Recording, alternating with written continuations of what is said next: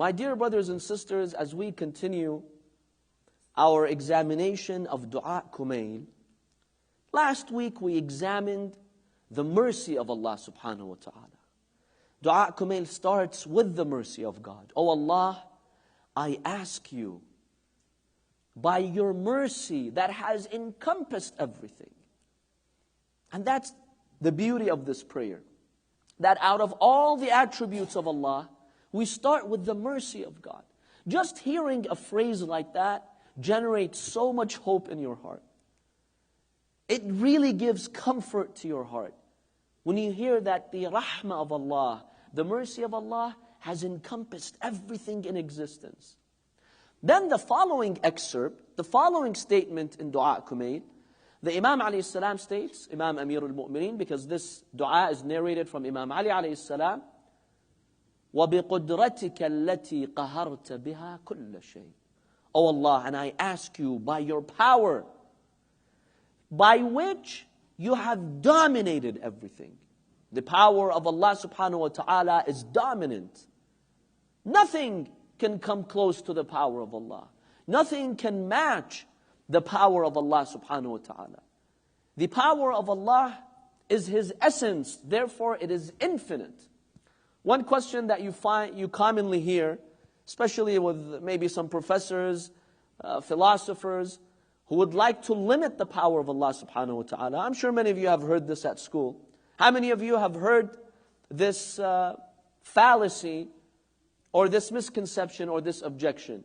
Can Allah subhanahu wa ta'ala create something so heavy, for example, a rock, that's so heavy that He can't lift? Have you heard of this? Can God create a rock so heavy that He can't lift? He cannot lift. If you say yes, then you're limiting the power of God. You're saying yes, He can create a rock that He can't lift.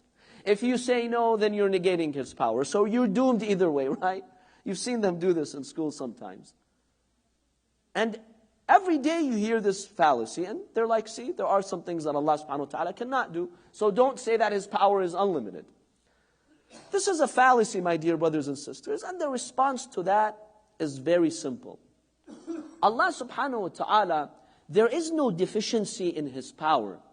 But this supposition itself is flawed and does not have the capacity to exist. I'll give you a very quick example. Who is the best mathematician in the world today? Does anyone know? I don't, but I'm wondering if maybe you know. Who's a top mathematician, like a big name in math and statistics and computing? Bill Gates is good with software, but we're talking about someone who's top in math. Pythagoras. Okay, let's say not in our modern time. In the past, if you get Pythagoras and you tell him, look, you're the top mathematician of your time. Here, look at this equation, 2 plus 2 equals 5. Look at this equation. I want you, as the most powerful mathematician of your era, I want you to make this equation 2 plus 2 equals 5, not 4. Make it equals 5, can you? Now if Pythagoras says, it's not possible, can you come and tell him, oh, so you're a deficient mathematician? You don't have that much power. If you were a stronger mathematician, then you would have probably achieved this. You could have made 2 plus 2 equals 5. What's the response to this? The response to this is that this is a logical fallacy. 2 plus 2, if we assume that this entity is 2, and we keep it at 2, plus another 2, logically is 4. It does not have the capacity to be 5. Yes, if you change the digit to 3, it can become 5. 2 plus 3 equals 5. But 2 plus 2 does not have the capacity itself to become 5. Therefore, the deficiency is not in the mathematician. The equation itself is helpless, let's say, so to speak. It does not have the capacity to exist. These arguments can be addressed in the following way. It's not that Allah subhanahu wa ta'ala can't create a rock so heavy that He can't lift. Such a supposition in the external world does not have the capacity to exist. Or sometimes they'll ask you the question, can God create another God? Another God does not have the capacity to exist when you have one God who's unlimited, who's infinitely powerful. This means that no other God has the capacity to exist. So the deficiency, the flaw is not in the power of Allah subhanahu wa ta'ala. It's in that thing which doesn't have the capacity to exist. Another example that I'll quickly share with you.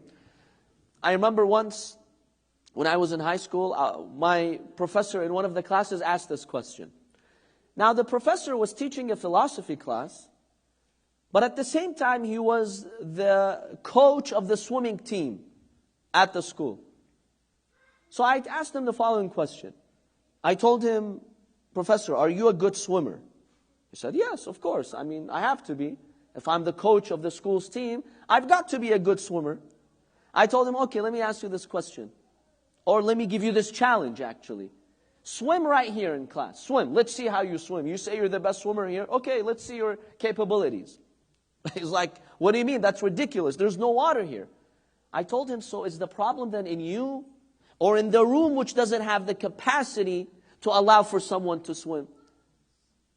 Then I told the students, see this poor guy, this poor professor, he can't swim. He's admitting that he can't swim over here. So he got the idea. I told him, take this idea at a very basic level and apply it to the question that you asked us. The deficiency is not in the power of Allah subhanahu wa ta'ala, but rather the deficiency or the weakness is in the supposition that you are making. So the power of Allah subhanahu wa ta'ala is absolutely unlimited, brothers and sisters. Nothing limits the power of Allah. And really, if you want to analyze the mercy of God, the mercy of Allah lies in His power. You as a human being, as a servant of God, never lose hope when you know that Allah is the source of all power in the universe. Why does the Quran consider hopelessness, despair, as disbelief, a type of kufr? إِنَّهُ لَا يَيْأَسُ مِنْ رَوْحِ اللَّهِ إِلَّا الْقَوْمُ الْكَافِرُونَ. Why does Allah subhanahu wa ta'ala consider losing hope in Him disbelief? In fact, the biggest sin in the religion of Islam is what? Losing hope from the mercy of Allah subhanahu wa ta'ala. That's considered one of the biggest sins, if not the biggest sin. Why? Because when you lose hope in the mercy of Allah and the power of Allah, you're actually doubting the power of God. When you lose hope, that means, oh Allah, I don't think you can get me out of this. I don't think you can help me because you don't have the power to help me. That's what it amounts to. Think about it. That's what it amounts to. A believer always reminds himself or herself that nothing can stand in between you being helped and the power of Allah subhanahu wa ta'ala. The power of God is above everything. Never lose hope. Losing hope, feeling stuck, and that your situation will not change is actually doubting the power of Allah subhanahu wa ta'ala. You're doubting God Himself. And that's an act of disbelief. We as believers have full hope in the power of Allah. No matter how desperate a person's situation is, how stuck they are, they never lose hope from the mercy of Allah subhanahu wa ta'ala. وَخَضَعَ لَهَا كُلُّ شَيْءٍ وَذَلَّ لَهَا كُلُّ شَيْءٍ. Everything is subjected to the power of Allah subhanahu wa ta'ala. No one can defy the power of God. No one. Yes, there are tyrants throughout history. There are stubborn, arrogant people throughout history who have tried to defy Allah subhanahu wa ta'ala. But in the end, Allah subhanahu wa ta'ala shows us His power. How many tyrants have come with so much power, with civilizations behind them. And in the end, Allah subhanahu wa ta'ala made them history. They lost everything in this life before the next life. I'll conclude with this short story. It has been narrated that once there was a man, a poor person, in one city in the Middle East, maybe about 2 centuries ago. This poor person, one day he goes to the bazaar, to the market, And there was a wealthy man over there who sometimes would help people. Sometimes when people would go to his store, he might give them some assistance. A man goes to him and he tells him, I'm really, really hungry. For 3 days, I have not had any food. Can you please just give me something? Give me some food to eat. He says, no, leave. You're annoying me or harassing me. This is not the time that I give help. Come on another day. He says, please. What do you mean on another day? I'm telling you for 3 days I've not had food. He says, no, come on another day. He saw him very arrogant. So the poor man told the businessman, this big merchant, he told him, look, why are you so arrogant and you talk to me like that? Allah can take your wealth in a minute. All this wealth that you have, all these lands, properties, stores, money, Allah can take it away. Don't be so arrogant. Allah has given you this wealth. In a moment of arrogance and disbelief, you know what this man said? He told him, look, you poor man, God needs 6 months to think how He can take away my wealth. That's how wealthy I am.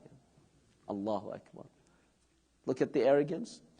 Now, brothers and sisters, you might find that this is an utter statement of disbelief, but you know, to an extent, sometimes we have these thoughts sometimes. Maybe we don't say them the way this guy said them, but sometimes our actions, our stances in life do show this type of arrogance. The poor man told him, now that you've said this, watch what's going to happen. Let's see what Allah subhanahu wa ta'ala is going to do to you. The man, he disregarded him. The son of this businessman was the friend of the son of the king of that city. And this city was Isfahan, about maybe 2 centuries ago.